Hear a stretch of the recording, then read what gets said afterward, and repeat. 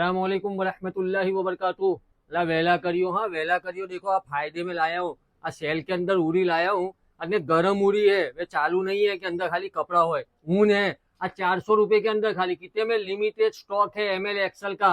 आज 16 दिसंबर है, तारीख देख लियो। फिर 15 दिन बाद आओ के कहियो ना कि तमोने कहला आवे उरी कहाँ गई। खाली आ क्वालिटी देखो, अंदर ऐसा ऊन भी आवेगा। आ देख लो, आज 400 रुपए में पड़ेगी। एमएल एक्सल का लिमिटेड स्टॉक अपने पास आ गया है। इतने देख लो ने फिर कहते ना कि एमएलए कुछ लाए ना। ने बड़ा बहुत आवता है, बड़ा बहुत। अजू देख लो, कल से इंशाअल्लाह ताला 17 दिसंबर से बच्चों का सेल लगेगा।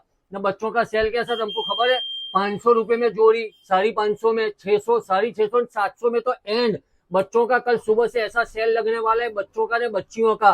तो कोई भी जगह फाफे मारे वगन, कहीं भी रखे वगन ने कहीं भी कटाए वगन फायदा चीता हो ने, तो इसके लिए एक जगह ने, जगह का नाम है एमएलए कलेक्शन। अस्सलाम वालेकुम।